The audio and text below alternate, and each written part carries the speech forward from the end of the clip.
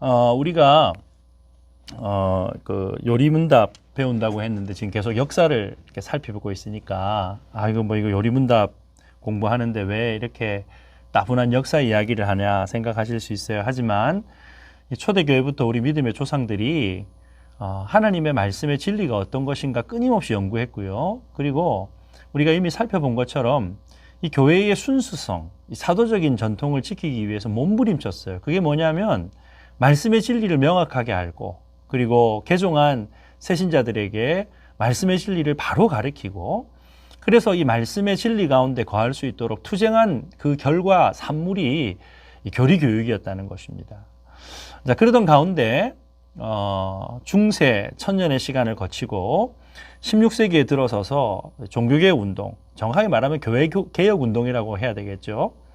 교회개혁 운동이 일어나게 됩니다. 그런데 이 교회개혁 운동은 이 천년 중세의 시간을 거치면서 이 기독교가 진리인 하나님의 말씀에서 벗어나서 그 시대를 향유하고 주도했던 철학이나 시대 사조에 함몰되어져 버렸다라고 하는 그러한 영향을 우리가 이해하지 않으면 안 되는 거예요. 사실 초대교회 교부들은 이렇게 헬라 철학을 하나님의 말씀의 진리를 담는 도구 통로로 참 활용을 잘했던 것 같아요. 그래서 플라톤의 철학의 도움을 받아서 삼위일체론을 설명하기도 하고 또 기독론을 정리하는 데 도움을 많이 받았던 것이 사실입니다.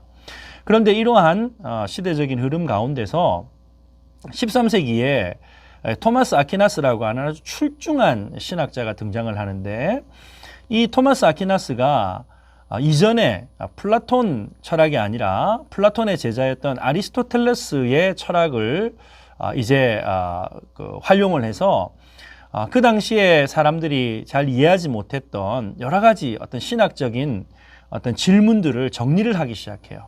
왜냐하면 이 플라톤은 이데아, 천상계를 논하는 그러한 철학자였다고 한다면 이 아리스토텔레스라고 하는 철학자는 정말 천재였거든요.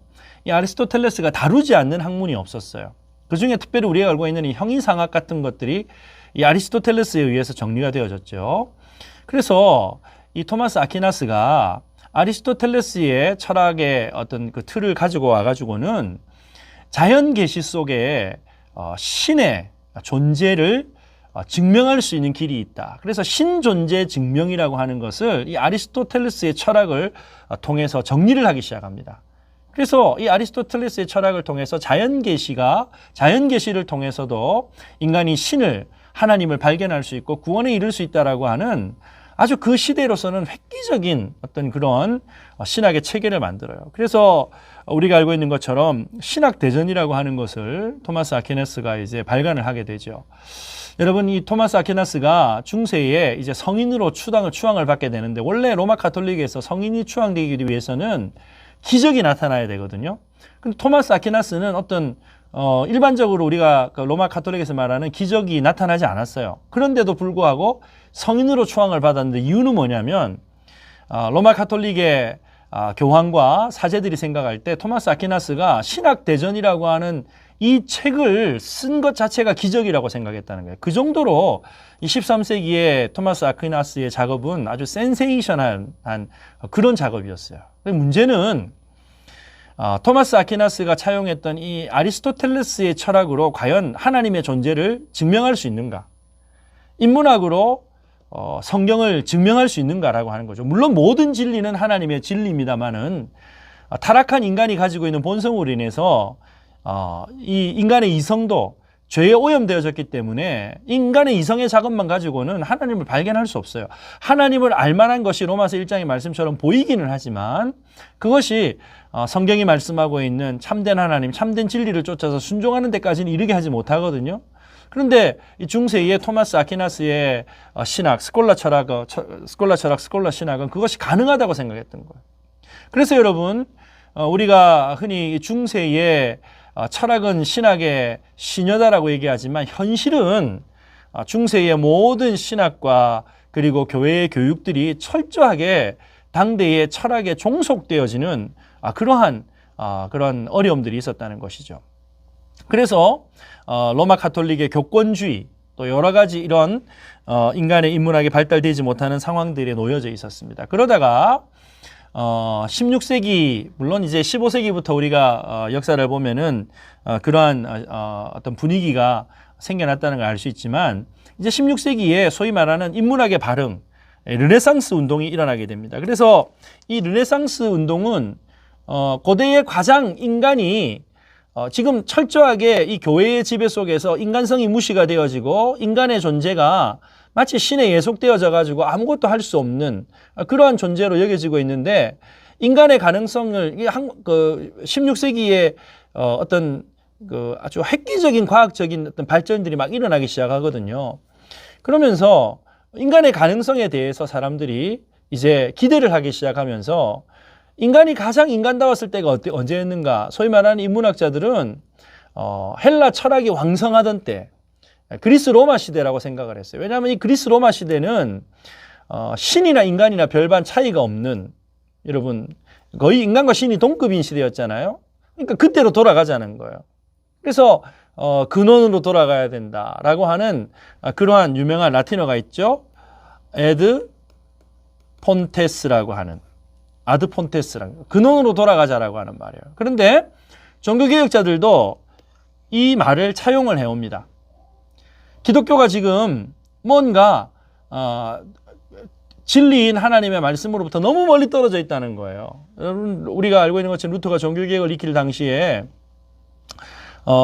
서서히 천년에 로마 가톨릭의 이런 그런 권세들이 세속 권력과 계속 투쟁을 하는 가운데 서서히 무너지고 있었거든요. 그러면서 로마에 있던 이 베드로 성당도 거의 뭐 이렇게 화재가 나기도 하고 다시금 수축을 해야 되는 그런 당위성은 있었지만 돈이 없었어요. 그리고 종교개혁이 일어날 당시에 전 유럽에 극심한 흉년이 들어가지고 사람들이 먹고 살 것도 없는 상황이었는데 베드로 성전을 다시 수축해야 된다라고 하는 그런 요구들이 일어났던 것입니다. 그래서 우리가 알고 있는 것처럼 소위 말하는 면죄부를 만들어내기 시작하죠. 여러분 가장 강력한 메시지는 뭐냐면 사람의 구원 문제를 갖고 흔드는 거거든요. 그래서 이 면죄부 판매 그러면서 이제 신학적으로 이 면죄부를 타당성을 주기 위해서 뭐 연옥설도 만들기도 하고 그리고 죄를 사하는 권세가 인간에게 마치 있는 것처럼 이런 잘못된 교의들을 만들어냈던 거예요. 그래서 루터라고 하는 아주 귀한 믿음의 사람이 원래 신학 교수였습니다. 그래서 비텐베르그라고 하는 지역의 대학에서 신학교에서 로마서를 가리키는 기회를 가지게 되어졌는데 이 로마서를 연구를 하다가 인간의 공의와 노력, 율법, 전통을 가지고 사람이 절대로 구원 얻을 수 없다는 사실을 로마서를 통해서 깨닫게 되어져요. 그래서 그 유명한 이신칭의 오직 믿음으로만 의로움을 얻고 하나님의 일방적인 은혜와 택하심으로 말미암아 구원 얻는다라고 하는 아주 중요한 진리를 성경으로부터 찾아내는 거예요. 그래서 사실 루터가 처음에 이 종교개혁을 일으킬 때는 유럽 전역을 이렇게 영향을 미치고 있었던 로마 가톨릭을 무너뜨리기 위한 개혁은 사실 아니었어요. 실제 비텐베르그의 성당의 이 문 한쪽에다가 조그마한 대자보 하나 붙여놓은 것이 시발점이었죠. 그런데 이제 그때 인문학자들의 발음과 로마 가톨릭으로부터 지배로부터 벗어나고 싶었던 이 독일의 영주들의 어떤 후원을 통해서 이 루터가 어떤 말하자면 이 촉발제, 이 불을 지핀 그런 결과를 가져오게 된 거죠. 그래서 이제 끊임없이 개혁을 요구하면서 저항을 하게 되어지고 로마 가톨릭의 이제 소환령을 받게 되어지면서 목숨의 위기도 여러 번 이제 겪기도 했던 얘기 우리가 잘 알고 있을 것입니다. 이런 상황 가운데서 종교개혁이 어느 정도 이제 교회개혁이 성과를 이루게 되어지고 루터가 독일의 이 교회들을 개혁하고 또 바르게 세우는 일들을 본격적으로 수행해 나가게 됩니다. 물론 그때 수많은 루터를 지지했던 그런 영주들의 도움이 있긴 했어요. 이제 그런 상황 가운데서 이제 루터에게 있어서 관심은 뭐냐면 어떻게 하면 이 성경을 읽게 만들 것인가. 그 시대에 이 성경이 라틴어 이미 죽은 언어로 되어져 있었기 때문에 일반 평민들은 성경을 읽을 수가 없는 거예요. 그래서 루터가 했던 가장 중요한 작업 중에 하나는 일단 성경을 자신의 모국어인 독일어로 이렇게 번역하는 일이었습니다.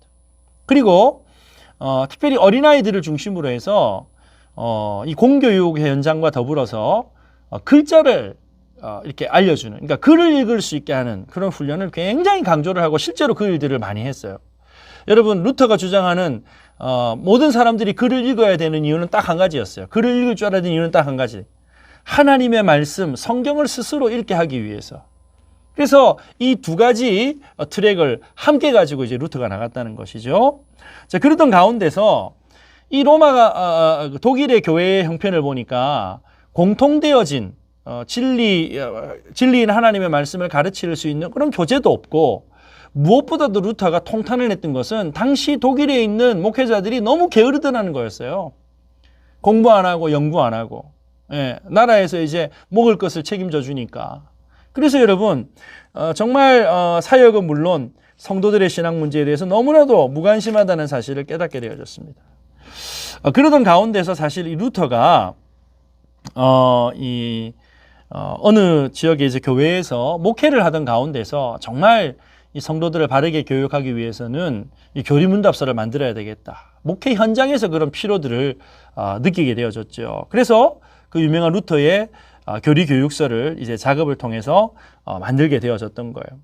자, 시간이 없으니까 루터의 교리교육서의 중요한 핵심 또 특징들을 좀 요약하겠습니다. 루터의 교리교육서는 초대교회 교부들로부터 이어진 전통을 그대로 이어봤습니다. 그래서 5가지 핵심을 교리교육서에 담고 교육을 했어요. 무엇을 담았는가? 십계명, 그 다음에 신조, 사도신경과 같은 신조, 그리고 주기도문.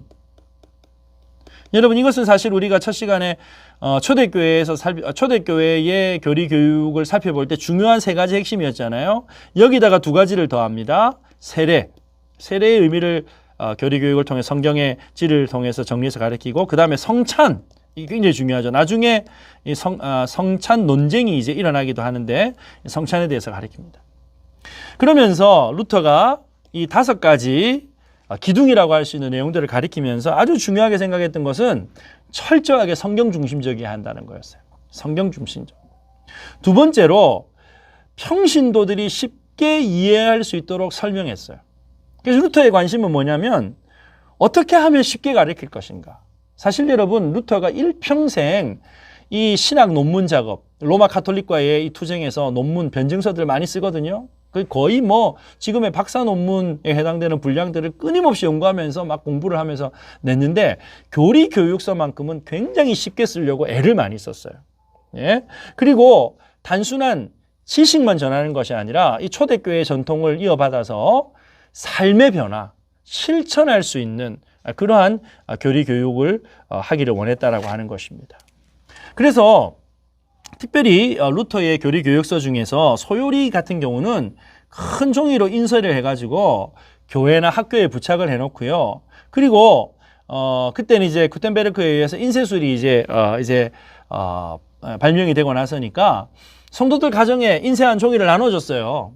그래서 가정에 가져가가지고 부모로 하여금 아이들을 가르치라는 거예요. 그래서 각 종이의 윗부분에 보면 각 가정의 가장이 십계명 혹은 신조, 주기도문을 가르치는 법이라고 이렇게 아주 명확하게 이 소요리를 활용하는 방법까지도 제시를 했다라고 하는 것입니다. 그래서 교회에서는 목사가, 가정에서는 부모들이 성경의 진리를 가르쳐야 된다. 그래서 이 성경의 진리를 더 효과적으로 쉽게 가르칠 수 있는 방법으로서 루터는 교리교육서를 활용했다라고 하는 것입니다. 물론 대교리 교육서 같은 경우는 교사용 참고도서라고 할 정도로 분량이 많고 방대했지만 이 소교리 교육서들을 목사들이 가르치고 특별히 어린아이들을 가르치는데 굉장한 관심이 있었고요. 무엇보다도 이 루터가 이 교리 공부를 하는데 굉장히 열심히였어요. 앞서 말씀드린 것처럼 당시 이 독일의 목회자들이 게으르다 그랬잖아요. 왜? 그 성경의 내용 그거 뭐 가르치면 되지. 그거 뭐 어려워 하면서 쉽게 생각했다는 거예요. 그런데 루터는 하나님의 말씀을 어떻게 그렇게 경홀히 여길 수 있는가, 가볍게 여길 수 있는가라고 하면서 이 교리 교육서를 가르치고 하는 데 있어서 루터가 굉장히 중요했던 게 뭐냐면 바로 기도였어요. 왜? 왜냐하면 여러분, 교리는 성경의 진리라 그랬잖아요. 성경의 진리를 깨닫는데 성경의 원저자이신 성령의 도우심 없이는 교리를 깨달을 수도 없고 공부할 수도 없고 가르칠 수도 없다는 거예요. 그래서 기도를 굉장히 강조합니다. 교리 교육과 기도는 떼놓고 생각할 수 없다라고 할 정도로 그렇게 굉장히 강조를 하죠. 그래서 저는 이 루터의 전통이 굉장히 초대교회로부터 내려온 아름다운 전통을 다시 확인하고 회복한 거라고 생각을 해요. 그래서 루터는 기도의 이름으로 교리를 설명하고 교리를 실천할 수 있는 동력을 기도로부터 찾을 수 있다라고 그렇게 가르쳤어요. 아주 성경적이지요. 루터에 있어서 기도는 신자가 성경의 진리를 올바로 이해할 수 있도록 하나님께서 우리를 돕게 하시는 방편이다라고 그렇게 진솔한 기도를 많이 강조했다는 것입니다. 또한 한편으로 루터는 문답식 교육, 여러분 초대교회에서도 세례 준비자들, 후보자들 교육할 때 문답식 교육을 썼잖아요. 그런데 루터가 문답식 교육을 강조했던 이유는 그 시대의 일반적인 학습법의 어떤 단점과 폐단을 보완하기 위해였어요.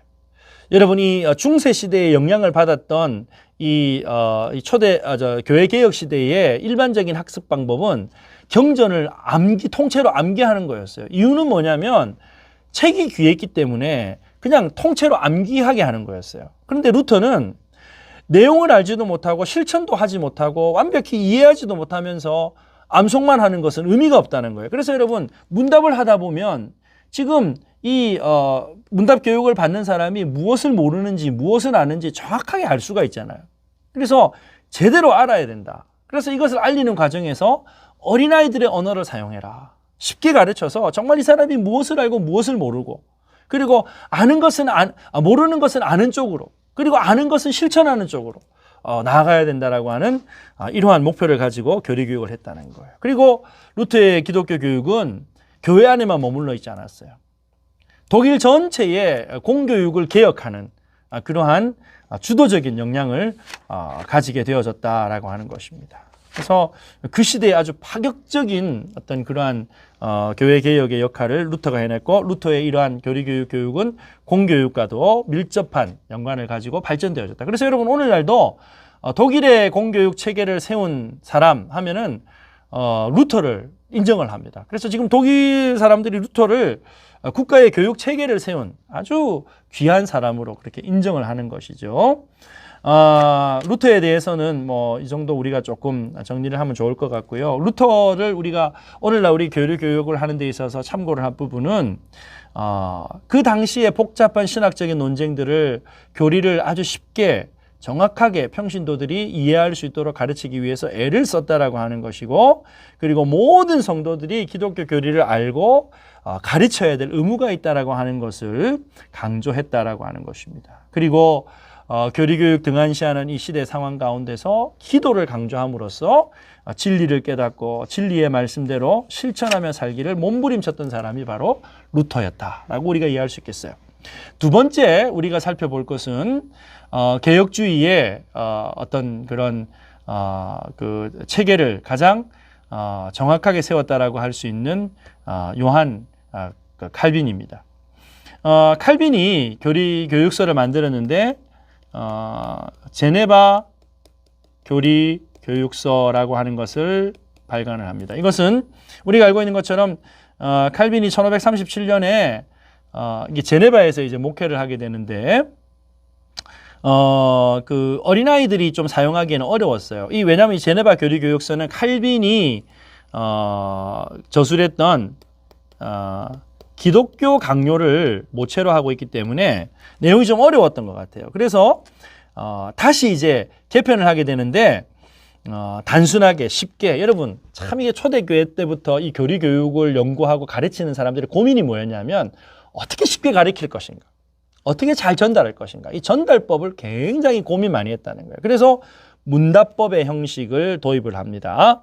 그래서 칼빈도 루터와 같이 이 제네바 교리 교육서의 내용을 보면 사도신경 가르치고요, 십계명 가르치고요, 그 다음에 기도에 대해서, 칼빈도 기도에 대해서 굉장히 강조를 많이 했어요. 그리고 성경, 그리고 성례를 다룹니다. 네, 성찬과 세례죠. 여러분 이 기도는 주기도문이었어요.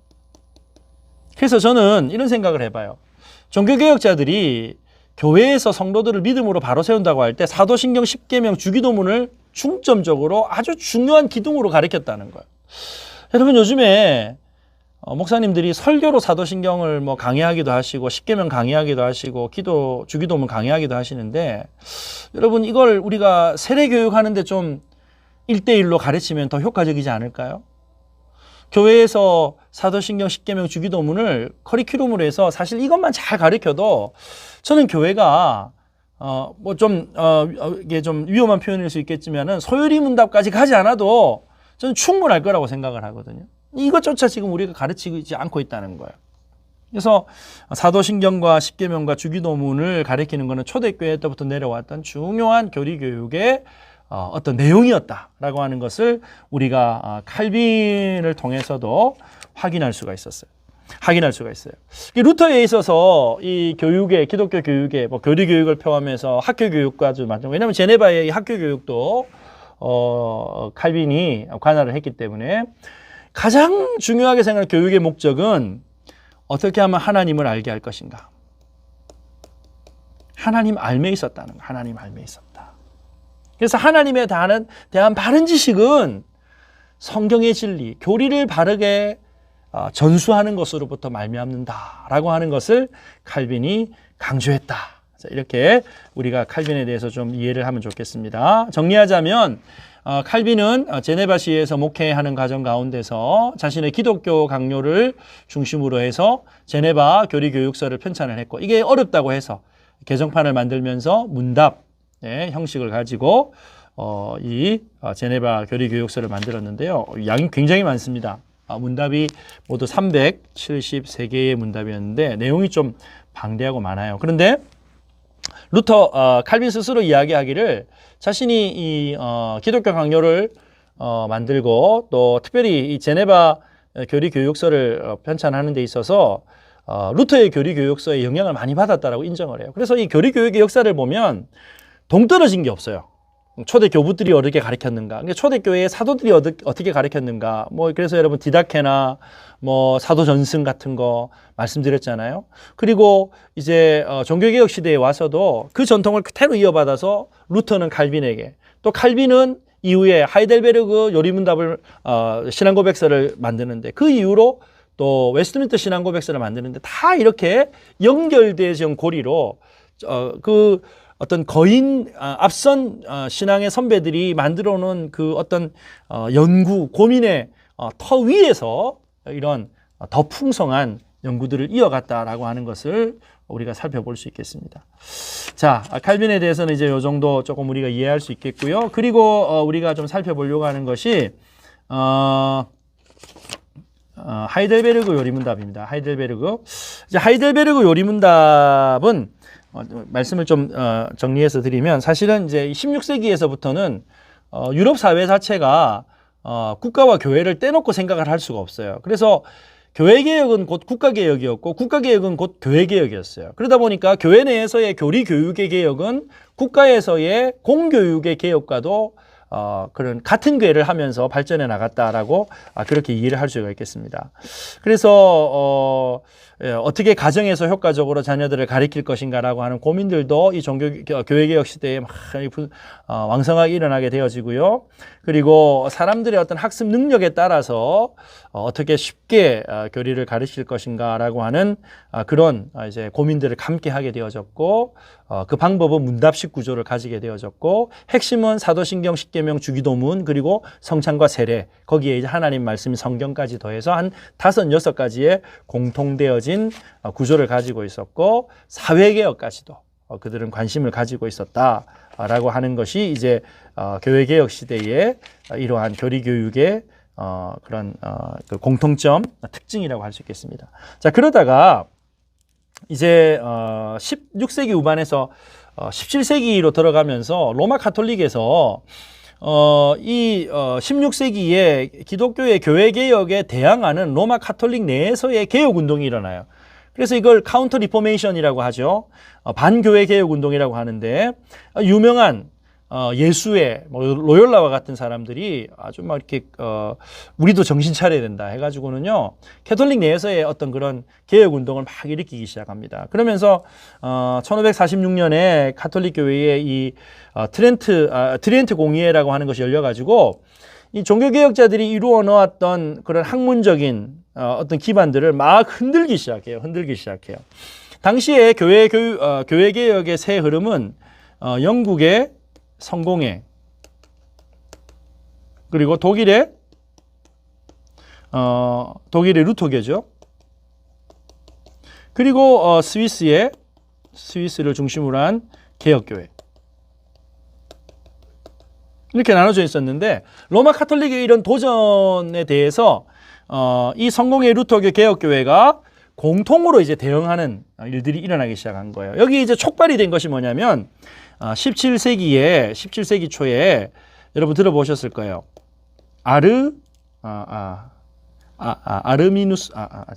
아르미니우스. 그래서 이걸 우리가 알미니안이라고 하죠. 네. 아르미니우스라고 하는 이 신학자가 등장해가지고는 일종의 당시에 개혁교회가 가르치고 있는 사상의 교리에 대해서 거부하기 시작하는 거예요. 그래서 1618년에 소위 말하는 이제 도르트 교회 회의라고 하는 것이 이제 열리게 되어지는데, 여기에서 유명한 칼빈주의의 5대 교리가 여기서 이제 만들어지는 거예요. 이런 상황 속에서 성공회는 성공회 나름대로의 교리 교육서를 만들게 되어지고, 또 독일의 루터는 또 루터대로 교리 교육서를 만들게 되어지고, 특별히 독일과 이 스위스를 중심으로 해가지고 공통된 교리 교육서를 이제 작업을 하게 되어지는데, 알미니안에 대항하기 위한 교리 교육서가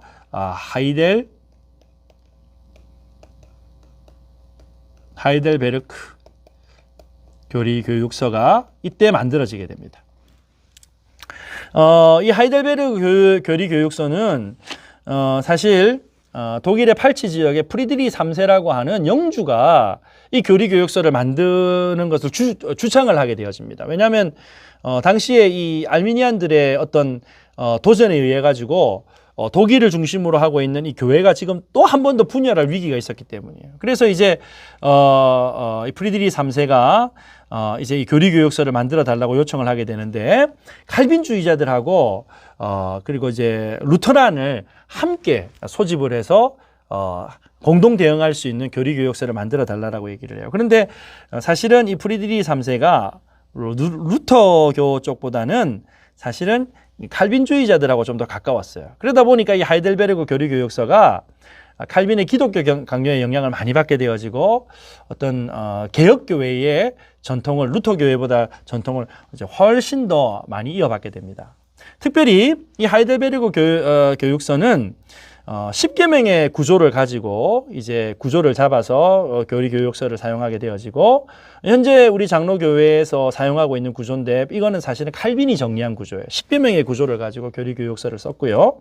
그리고 하이델베르크 교리 교육서에 와서 중요한 어떤 특징이 하나 나타나게 되는데, 그것은 뭐냐면 성경의 각 줄을 아주 정확하게 꼼꼼하게 달기 시작합니다. 그래서 실제로 하이델베르크 교리 교육서에 보면요, 한 페이지에 거의 3분의 2가 각주, 성경 각주예요. 성경 각주. 그러니까 성경에 어디에 이 교리가 나와 있는가, 이 교리는 성경에 어디를 근거로 하고 있는가라고 하는 것을 아주 정확하게 밝히고 있는 그런 의미 있는 교리 교육서라고 할 수 있어요. 모두 129개의 문답으로 이루어져 있는데요. 이걸 이제 52개로 나눕니다. 왜 52개로 나눴는가? 목회자들이 52주의 주일, 여러분 1년에 주일이 52번이잖아요. 매주 이 교리를 나누어서 가르칠 수 있도록 52개의 부분으로 나눴어요. 그래서 목회 현장에서 설교자들이 설교하는 데 있어서 아주 적합한 구조로 강단에서 선포될 수 있는 교리 교육서로 하이델베르크 교리 교육서를 제작을 했다는 것입니다. 그래서 구성 자체에서 무엇을 어떻게 언제 가르쳐야 하는가라고 하는 구조를 그렇게 딱 잡고 있다라고 하는 것을 이제 우리가 좀 이해하면 좋겠고, 특별히 이 하이델베르크 교리 교육서에는 모든 어떤 질문에 있어서 나라고 하는 이런 주어를 많이 사용합니다. 무엇인가? 이 신앙이 철저하게 하나님 앞에서 나의 1대1의 관계의 신앙 고백이라는 거예요. 그러다 보니까 여러분, 우리가 하이델베르그 교리 교육서의 별명이 뭐냐면 위로의 교리 교육서라고 하거든요. 그러니까 1문부터가 어떤 죄인이 얻을 수 있는 최고의 위로는 무엇으로 말미암는가라고 하는 걸 시작이 되잖아요. 그러니까 굉장히 하이델베르그 교육서를 우리가 얘기할 때 따뜻하다라고 얘기를 합니다. 그래서 이 하이델베르그 교리 교육서가 알미니안에 대한 어떤 저항을 위해서 독일을 중심으로 한 칼빈파와 루터파 연합으로 만들어졌는데 칼빈의 영향을 더 많이 받았고 그러다 보니까 나중에 결국 우리가 또 살펴보게 되어지는 웨스트민스터 신앙고백서 만드는데 교리교육서 만드는데 아주 영향을 많이 미치게 되어지는 것입니다. 자, 이제 다음 좀 이제 바쁜데 급하더라도 여러분 잘 따라오실 거라 생각하고요. 우리가 이제 본격적으로 다루게 되어지는 웨스트민스터 교리교육서에 대해서 잠시 그 배경을 좀 살펴보도록 하겠습니다. 웨스트민스터 교리 교육서는 사실은 이 웨스트민스터 교리 교육서가 만들어지게 된 배경이 다른 교리 교육서들하고 좀 굉장히 좀 다릅니다. 아주 독특한 배경에서 이제 만들어지게 되어졌는데 대교리 교육서와 소교리 교육서가 있죠. 소교리 교육서는 평신도 어린이들, 그리고 대교리 교육서는 목회자들과 교리 교육의 참고용으로 만들어졌어요. 그런데 이 웨스트민스터 신앙고백서가 만들어지게 된 교리 교육서가 만들어지게 된 배경은 이렇습니다. 앞서 말씀드린 것처럼 17세기에 영국의 상황이 굉장히 복잡합니다. 뭐 지금의 어떤 영국, 뭐 스코틀랜드하고 뭐 잉글랜드하고 다 이렇게 아일랜드까지 한 나라가 아니었고요. 다 따로따로 동떨어진 나라였거든요. 그런데 우리가 알고 있는 것처럼 이제 16세기에 한참 이 종교개혁이 유럽 전역을 휩쓸기 시작하면서 영국에도 소위 말하는 카톨릭과 그리고 이 카톨릭에 저항하는 헨리 8세의 수장령 여러분 알고 계시죠? 카톨릭에 저항하는 운동들이 막 일어나기 시작하는 거예요. 그러면서 여러분 이 영국의 왕위의 역사를 쭉 보게 되면 카톨릭에 가까운 왕들이 나타나면 카톨릭 쪽으로 갔다가 또 카톨릭에 반대되어지는 개혁적인 성향이 있으면 또 갔다가, 그래서 여러분 결국은 이게 영국은 이 성공의 전통을 이어가지 않습니까? 그러던 가운데서 이 17세기에 들어서 가지고 영국이 청교도들을 중심으로 하는 의회파와 찰스 1세를 지지하는 왕당파로 대립을 하게 되어지는데, 왕당파를 누가 후원을 해주냐면 로마 카톨릭이 후원을 해줘요. 그러면서 전쟁이 일어나게 되는데 소문이 들어오는 거예요. 이 왕당파를 지지하기 위하여서 아일랜드는 철저하게 로마 카톨릭 국가였거든요. 이 아일랜드 군사가 카톨릭 교회 군대가 왕당파를 지원하기 위해서 잉글랜드로 들어온다라고 하는 소문이 삽시간에 번져나간 거예요. 그래가지고 의회파, 이 청교도 중심의 의회파가 이미 존 낙스에 의해서 개혁을 이룬 이 스코틀랜드에 지원 요청을 합니다. 우리도 지금 우리가 개혁파니까 좀 우리를 도와달라라고 해서 군사 원정 문제로 이 웨스트민스터 신앙 고백서의 이제 발단이 이제 시작되어지게 되는 거죠. 이 협약을 맺게 되는데 스코틀랜드가 군사를 보내면서 의회파를 돕겠다 약속하면서 조건을 내걸어요. 어떤 조건이냐?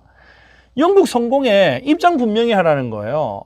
왜냐하면 여러분 이 영국 성공의 예전은 로마 카톨릭 그대로거든요. 그러니까 너희들 로마 카톨릭도 아니고 개혁한 것도 아니고 어중간하게 왜 그 상태로 있냐. 진정한 교회 개혁의 길에 동참하라라고 요구를 해요. 이게 지금 이 의회파가 발등에 불이 떨어져 있으니까 그렇게 하겠다라고 해가지고 10명의 상원의원, 20명의 하원의원, 그리고 121명의 잉글랜드의 목회자들, 그리고 스코틀랜드 장로회가 벌써 이제 존 낙스에 의해서 이 장로교 정치를 하고 있었기 때문에 업저버로 고문단으로 6명을 보내거든요. 그래가지고 이 사람들이 모여가지고요, 이제 웨스트민스터 의회를 열고 거기에서부터 이제 이 교리교육서, 신앙고백서를 작업을 하기 시작합니다. 처음에는 이 성공의 신앙고백서가 39개조라고 하는 게 있거든요. 요거를 좀 수정하고 해가지고 바꾸면 되지 않겠나라고 생각을 했어요. 그런데 이 모여있는 웨스트민스터 의회 의원들과 목회자들이 연구를 하다가 이거 갖고 안 된다, 이거 갖고 안 된다. 그래서 잉글랜드와 스코틀랜드와 아일랜드가 다 통합할 수 있는 새로운 신앙고백서를 만들자라고 결의를 해요. 그래서 어떻게 교회 정치를 할 것인가, 예배 예전은 어떻게 할 것인가, 그 다음에 어떻게 교회 내에서 치리를 다룰 것인가 라고 하는 것들을 정리를 쭉 하고요. 6년에 이제 신앙고백서와 교리교육서 작업을 이제 마쳐가지고 의회에 제출하고 1647년 웨스트민스터 신앙고백서가 의회에 의해서 승인을 받게 되었습니다. 자, 그런데 처음 만들 때부터 이 교리교육서를 학습하는 대상에 따라 가지고 소교리와 대교리교육서로 나누었다는 거예요. 앞서 말씀드렸지만 소교리는 어린이들과 새신자들을 위한 것이고 대교리는 목회자와 목회자 후보생과 직분자들을 위한 거였어요. 그러다 보니까 여러분 같은 교리교육서면 표현에 있어서 조금 더 쉽게 어렵게만 하면 될 거라고 생각하잖아요. 그런데 웨스트민스터 소교리 문답서하고 대교리 문답서는 내용이 완전히 달라요. 내용이 완전히 달라요. 대교리 문답서에는 들어있는데 소교리 문답서에는 안 들어있는 것들이 있어요. 예를 들어서 가장 대표적인 것이 뭐냐면 이 대교리 문답서에는 교회에 관한 것이 나오거든요. 교회론이. 근데 소교리 문답에는 교회론이 없어요. 왜? 교회론은 목회자와 직분자들이 알아야 한다라고 생각했기 때문에 교회론 빼놓습니다. 그 다음에 하나님의 법을 어떻게 이해하고 적용할 것인가, 적용에 관한 문제도 소교리 문답서에는 그렇게 비중 있게 다루지 않지만 대교리 문답서는 굉장히 비중 있게 다루고요. 그리고 칭의와 성화를 어떻게 구분할 것인가, 소교리 문답서에는 약간 우리가 그냥 유추해 볼 수 있는 것들은 나오지만 대교리 문답서에서는 아주 정확하게 구분해서 이해하고 설명을 하고 있어요. 그리고 뭐 목회자의 사역에 대한 언급이라든가 하나님의 은혜에 대한 그런 기록들을 다루고 있죠. 그래서 우리가 이제 사실은 대교리 교육서 같은 경우는 거의 활용되지 않았다고 볼 수 있어요. 소교리 교육서가 아직까지 역사의 전통 가운데서 교회의 전통으로 남아오고 있는데 소교리 교육서를 중심으로 말씀드리면 소교리 교육서는 모두 107개의 문답으로 이루어져 있어요. 그래서 이 107개를 여러분 다 외울 수 있겠습니까? 외우기 어렵잖아요. 그래서 우리가 다음 시간부터 이 107개를 키워드 10개를 가지고 분류를 해가지고 머릿속에 마인드맵 하는 작업을 하면서 이 구조를 잡아가는 그런 시간들을 가질 것입니다. 그래서 이제 요거는 이제 107개를 어떻게 이제 나눌 것인가라고 하는 것을 좀 여러분들이 기대하시면서 이제 다음 시간부터 배우겠고요. 자, 소교리 교육서와 대교리 교육서가 있다고 해서 별개가 아니었어요. 서로 이렇게 연관관계, 순환관계를 가지게 되는데 소교리 교육서를 가지고 진리를 깨달으면 그 다음 단계로 넘어가는 것이 대교리 교육을 배워요. 대교리 교육을 배우고 나서 그 다음으로 웨스트민스터 신앙고백서를 배우고 성경을 배우는 이런 연결되어진 교육 과정을 웨스트민스터 신앙고백서를 만들 때부터 대교리 교육과 소교리 교육서를 만들 때부터 의도하고 이 교리 교육서를 작업을 했다라고 하는 것입니다. 자, 특별히 그 당시에 하이델베르그 문답서도 있었고 루터의 교리교육서도 있었고 칼빈의 교리교육서도 있었는데 그걸 차용하면 되지 굳이 이렇게 힘들게 연구하고 고민해서 웨스트민스터 신앙고백서를 만들 수밖에 없었던 몇 가지 이유가 있는데 그 중에 하나가 뭐냐면 기존에 나오는 교리교육서들이 다 문답식으로 되어져 있는데 질문 따로 문답 따로더라는 거예요. 어렵다는 거죠. 근데 웨스트민스터 소교리 이제 우리가 배우게 되겠지만 들어가서 보면요. 여러분 질문 안에 답이 있고 답 안에 질문이 있어요. 예. 아주 독특한 문장의 구조를 가지고 있단 말이에요. 그래서 학습을 하는 데 있어서 효율성이 극대화되어져 있는 그런 구조를 가지고 있다는 것입니다. 도대체 그게 뭐 어떤 내용인가? 다음 시간부터 이제 우리가 배우면서 이 구조들을 이제 좀 정확하게 살펴보도록 하겠고요. 아까 제가 이제 말씀드릴 때 초대교회에서부터 교리교육의 중요한 내용 뼈대가 사도신경, 십계명, 주기도문, 성례와 그 다음에 이제 뭐 하나님 말씀 성찬이라 그랬잖아요. 세례와 성찬이라 그랬잖아요. 그런데 여러분 소요리 문답 안에 이 전통에서 약간 벗어나는 것 같은 한 가지가 없어요. 뭐가 없을까요? 사도신경이 안 보여요. 소요리 문답에 웨스트민스터 소요리 문답서에 사도신경이 안 보여요. 왜 사도신경이 안 보일까요? 혹자들은 웨스트민스터 신앙고백서 안에 사도신경을 빼버린 것은 사도신경이 로마 교회의 전통이기 때문에 로마 카톨릭을 배격하기 위해서다. 그래서 현대교회는 개혁교회는 사도신경 하면 안 된다. 택도 없는 얘기입니다. 천부당 만부당. 웨스트민스터 신앙고백서와 교리교육서를 만든 의도와 목적을 전혀 모르는 이야기입니다. 여러분 웨스트민스터 교리교육서가 사도신경을 부정하지 않습니다. 내용만 들어있지 않지 사실 이 사도신경을 다 푸는 거예요. 풀어가지고 문답에 다 넣어놨어요. 여러분 특별히 하이델베르그 문답서나 뭐 루터나 칼빈의 교리교육서 보면 이 사도신경을 중심으로 해서 이렇게 가르치다 보니까 예수님의 탄생, 십자가 죽음, 부활 딱 그 정도밖에 다루지를 않아요. 그런데 웨스트민스터 신앙고백서를 만들고 작업을 할 때 가장 중요한 목적이 뭐였냐면, 가장 중요한 지필 개발 원리가 뭐였냐면 오직 성경이었거든요. 성경 안에만 있는 것을 다루겠다는 거예요. 성경 안에만 있는 걸 다루겠다. 그러다 보니까 사도신경이 사실은 성경 안에 있는 건 아니잖아요. 그래서 이 사도신경을 소요리 문답에서는 빼버렸지만 오히려 예수님의 생애에 대해서는 더 폭넓게 다룹니다. 사도신경의 정신을 그대로 이어받았다. 그러면 왜 사도신경을 뺐는가? 여러분, 사실은 이 중세에 로마 카톨릭에 빠졌던 오류에 빠지지 않기 위함이었어요.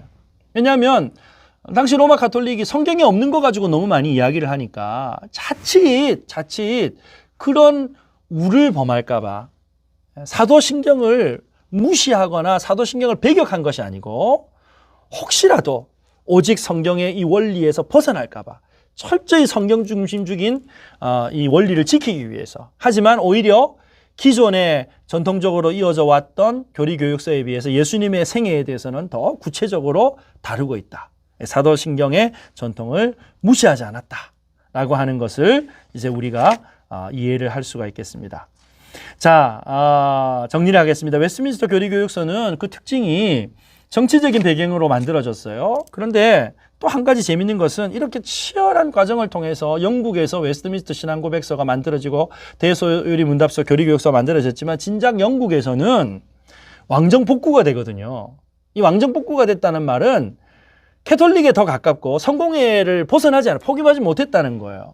여러분, 이거 참 아이러니하지 않습니까?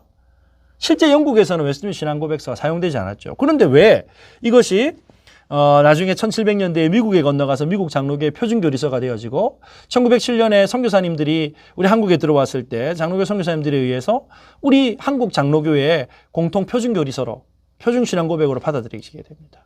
여러분, 이게 어떤 의미가 있을까요? 여러분, 만약에 루터나 칼빈의 교리교육서가 널리 사용되어졌다면, 자칫 잘못하면 한 시대에 하나님 앞에 사용되어졌던 인물에 우리는 집중을 하고 그들을 위인으로 숭상하는 우를 범했을 수도 있을 거예요. 그런데 여러분, 웨스트민스터 신앙고백서를 만들었던 위원들이 누구인지 우리는 궁금해하지도 않고 알고 싶죠 하지도 않아요. 철저하게 오직 성경 중심적으로 하나님의 영광만을 선포하고 있는 교리교육서가 웨스트민스터 교리교육서라는 것이죠. 특정 교회도 거론되지 않아요. 회의는 해산되어졌어요. 역사의 운행을 주관하시는 하나님께서 오랜 이 신앙의 선배들이 진리를 사수하고 하나님의 말씀을 지키려고 하는 이 몸부림 가운데서 오직 하나님의 영광, 오직 하나님의 말씀을 통해서 거룩하여지고 진리를 사수할 수 있는 그러한 귀한 유산으로 우리에게 웨스트민스터 신앙고백서, 그리고 대교리, 소요리, 소교리 문답서를 우리에게 전통으로 물려줬다라고 우리가 그렇게 이해하면 좋겠습니다. 자, 우리가 한국교회 교리교육에 대한 내용을 좀 다루지 못했는데요. 그 부분은 제가 이제 다음 시간에 시간 될 때 조금씩 좀 다루도록 하겠습니다. 오늘은 여기까지 강의 진행하도록 하겠습니다. 수고하셨습니다.